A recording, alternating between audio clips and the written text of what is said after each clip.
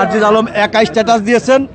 আমরা সারজিদ আলমকে একজনকেই এই মোকদ্দমায় আসামি করেছি। তার এই যে উগ্র আচরণ এবং কথাবার্তা, এটা দিয়ে সারা দেশে বিএনপির ভাবমূর্তি নষ্ট হয়েছে। গত 7 আগস্ট রাত্রে আনুমানিক 8টার দিকে বাসন থানাধীন মসজিদ মার্কেটে একটি হত্যাকাণ্ড ঘটনা ঘটে।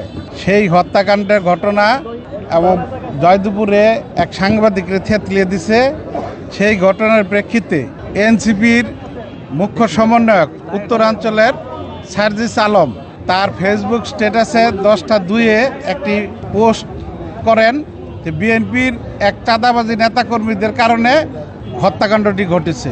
কোনো ধরনের যাচাই বাছাই না করে, পুলিশের কোনো জবানবন্দি না নিয়ে সে বিভিন্ন সময় বিভিন্নভাবে, আপনারা জানেন জাতীয়তাবাদী দল বিএনপি একটি বাংলাদেশের সবচেয়ে বৃহৎ সংগঠন। এই সংগঠনকে হেয় প্রতিপন্ন করার জন্য সবসময় সে এই ধরনের বিভিন্ন বিবৃতি এবং স্ট্যাটাস দিয়ে থাকেন। আপনারা জানেন ইতিমধ্যে নির্বাচন ডিক্লেয়ার করেছে।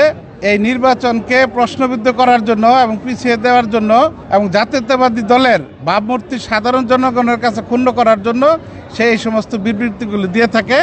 এর জন্য আমাদের সকল আইনজীবীদের নিয়ে, গাজীপুর কোর্টের যত আইনজীবী আছে সকলকে আমরা সাথে নিয়ে বিএনপির জাতীয়তাবাদী দলের আমরা সারজিদ আলমের বিরুদ্ধে মামলা রুজু করে গেলাম। যেহেতু এটা ফেসবুকে সারজিদ আলম একাই স্ট্যাটাস দিয়েছেন, আমরা সারজিদ আলমকে একজনকেই এই মোকদ্দমায় আসামি করেছি। বিচারক কি বললেন?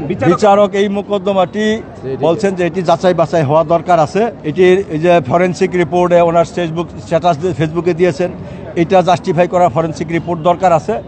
এইসব কারণে এবং এই সংশ্লিষ্টতায় যে আরও 2টা মামলা হয়েছে, একটা সাংবাদিক আনোয়ারকে আহত করার আর একটা তুহিন হত্যার, এই মামলার বিষয়গুলো পর্যালোচনার প্রয়োজন। এই কারণে মামলাটা সিআইডিকে তদন্তের নির্দেশ দিয়েছে।